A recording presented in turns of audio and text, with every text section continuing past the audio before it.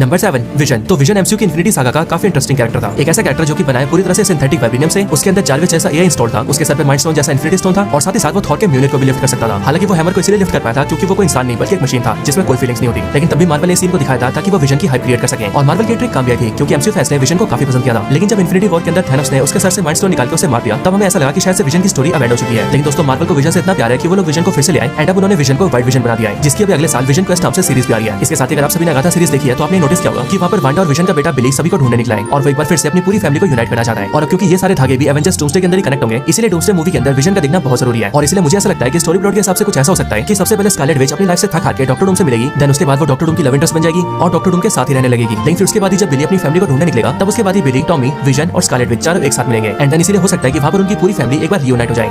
Number 6 Xochitl Gomez. तो दोस्तों Avengers Doomsday एक मल्टीवर्सल मूवी है, यानी कि इस मूवी के अंदर टाइम ट्रैवल से लेकर डायमेंशन ट्रैवल तक सब कुछ होने वाला है। लेकिन दोस्तों अगर हम एवेंजर्स की बात करें तो एवेंजर्स की लिस्ट के अंदर एक दो को छोड़कर शायद ऐसा कोई कैरेक्टर होगा जो कि किसी एक यूनिवर्स से दूसरे यूनिवर्स में ट्रैवल कर सके। और इसलिए दोस्तों यहाँ पर सबसे बड़ा रोल आता है अमेरिका चैवेज का, क्योंकि अमेरिका चैवेज मार्वल की एक ऐसी कैरेक्टर है जो कि स्टारशिप के पोर्टल्स को क्रिएट करके यूनिवर्स में कहीं भी जा सकती है और अकेले नहीं बल्कि वो अपने साथ किसी और को ट्रैवल भी करवा सकती है। हालांकि हमने देखा था कि doctor strange in the multiverse of madness के अंदर उसका अपनी पावर्स पर कंट्रोल नहीं था। लेकिन अगर आप सभी ने उस मूवी की एंडिंग देखी होगी तो आपको ये पता होगा कि उस मूवी के एंड सीन में अमेरिका चैवेज न सिर्फ कामर ताज के अंदर ट्रेनिंग कर रही थी बल्कि उसके साथ ही वो अपनी पावर्स पर भी काफी हद तक कंट्रोल कर चुकी थी। और इसलिए दोस्तों एवेंजर्स डूम्सडे के अंदर जब एवेंजर्स को जरूरत पड़ेगी तब उस टाइम पर एवेंजर्स को एक यूनिवर्स से दूसरे यूनिवर्स में ट्रैवल करवाने के लिए अमेरिका चैवेज का रोल सबसे इंपॉर्टेंट होगा।